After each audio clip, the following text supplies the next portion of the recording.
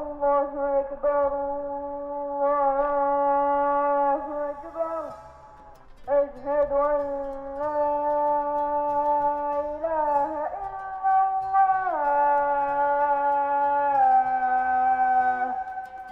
В древнем Эскекырыме, где каждый камень помнит молитвы предков, рождается новый голос, который заставляет город замереть и прислушаться. Это голос 12-летнего Мухаммада. Все началось несколько лет назад. Пока другие дети грезили супергероями, маленький Мухаммад мечтал стать голосом эзана. Он часами наблюдал за местным имамом, ловя каждую интонацию священного призыва. Когда я был маленький, тогда я слышал, как Эдем Ага читает азан в нашем джами.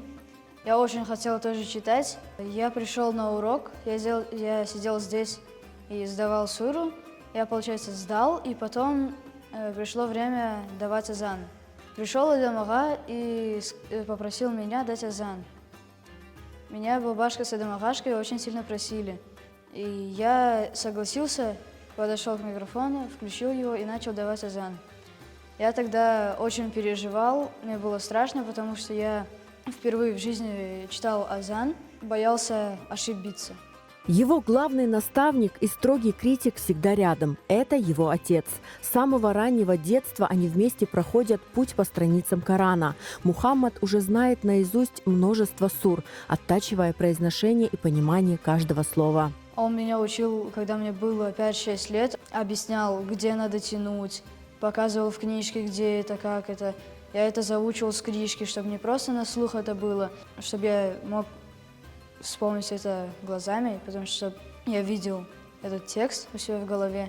И так я научился и читаю азан. Не ошибиться главное, сколько раз и что произносить. Например, Аллаху Акбар говорится 4 раза, Ашхаду ан ла иляха илляллах говорится 2 раза. Например, на утренний намаз, на фаджр, читается после хайр аль-фалах, читается ас-салату хайрун минан наум. Обязательно это не надо забыть. Это переводится как молитва лучше сна, молитва лучше сна. За эти 3 года я научился читать Коран, выучил последний джуз, суру Ясин, суру Мульк, суру Ар-Рахман и учу сейчас суру Бакара.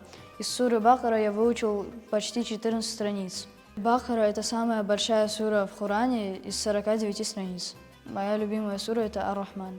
أعوذ بالله من الشيطان الرجيم بسم الله الرحمن الرحيم الرحمن علم القرآن خلق الإنسان علمه البيان الشمس والقمر بحسبان والنجم والشجر يسجدان والسماء رفعها ووضع الميزان. Вначале у него не получалось, потом один из эзанов ему понравилось, он начал слегка повторять, но не получалось. Мы пробовали, это на протяжении долгого времени. Слегка начал получаться у него, и я говорю, теперь надо тебе пробовать. И он никак не мог начать прийти вот в микрофон официально перед людьми, вот так взять это. Никак не мог, то есть это тяжело.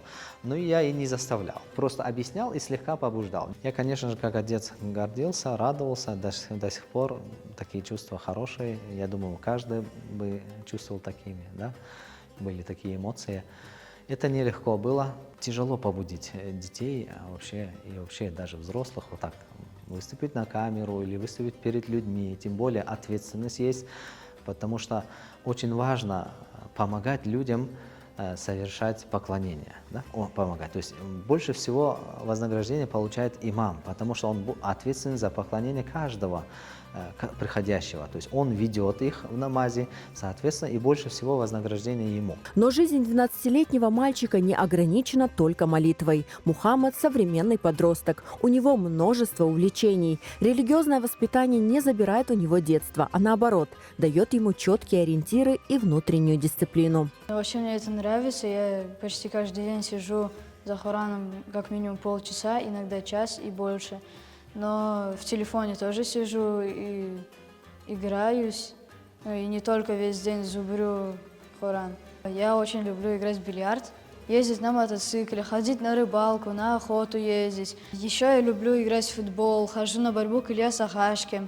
У Мухаммада большая цель. Он мечтает посвятить свою жизнь сохранению и распространению Слова Всевышнего. Когда я вырасту, я хочу стать имамом или муэдзином, читать азан, Коран, стать хафизом Корана, выучить весь Коран, выучить арабский язык, хотя бы половину.